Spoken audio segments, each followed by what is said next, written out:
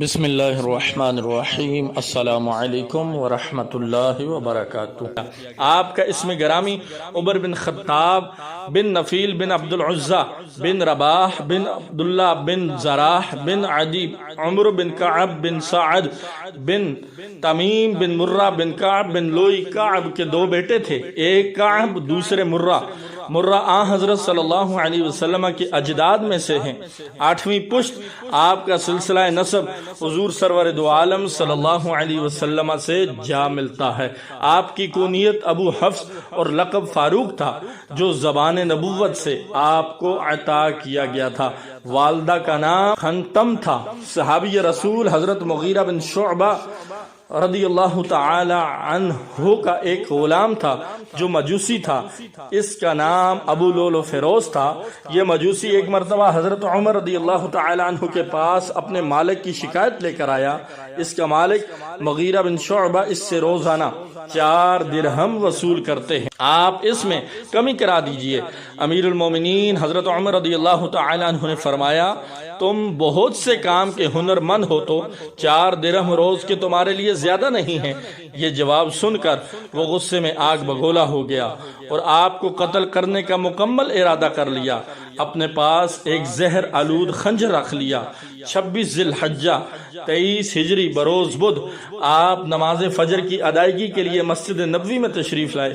جب آپ نماز پڑھانے کے لیے کھڑے ہوئے تو اسلام دشمن مجوسی آپ پر حملہ آور ہو گیا اور اتنا سخت وار کیا کہ آپ بری طرح زخمی ہو گئے۔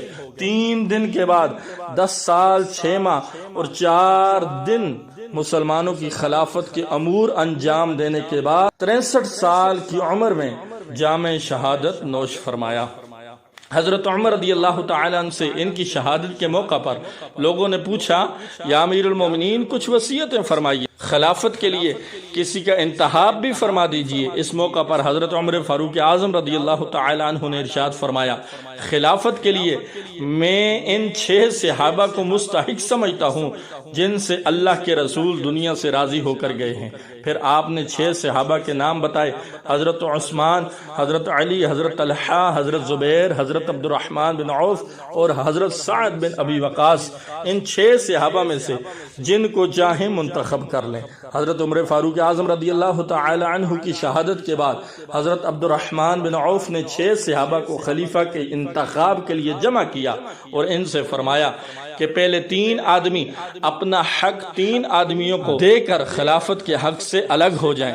لوگوں نے اس کی حمایت کی، چنانچہ حضرت زبیر حضرت علی کے حق میں، حضرت سعد بن وقاص حضرت عبد الرحمن بن عوف کے حق میں اور حضرت طلحہ حضرت عثمان کے حق میں دستبردار ہو گئے۔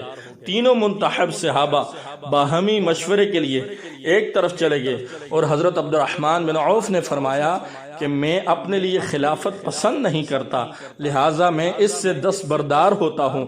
حضرت عثمان حضرت علی رضی اللہ تعالی عنہما خاموش کھڑے رہے۔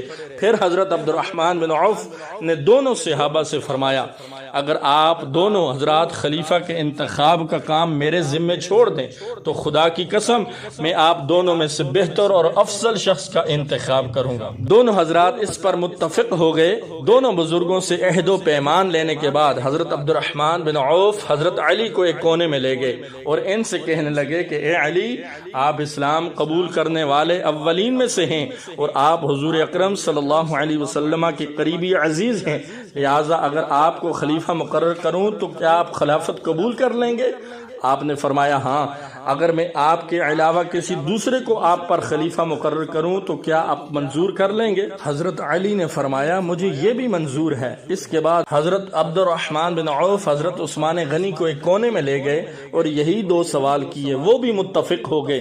اس کے بعد حضرت عبد الرحمن بن عوف نے حضرت عثمان کے ہاتھ میں بیعت کر لی، اسی طرح حضرت علی نے بھی بیعت کر لی۔ یہ تھا واقعہ حضرت عمر رضی اللہ تعالی عنہ کی شہادت اور اس کے بعد خلیفہ مقرر ہونے کا۔ اللہ تبارک و تعالی سے دعا ہے کہ اللہ تبارک و تعالی ان ہستیوں پر اپنی رحمتوں کا مزید نزول فرمائے اور اللہ ان کے صدقے ہم سب کے اوپر اپنی برکتوں اور رحمتوں کا نزول فرمائے اور ہماری بخشش فرمائے۔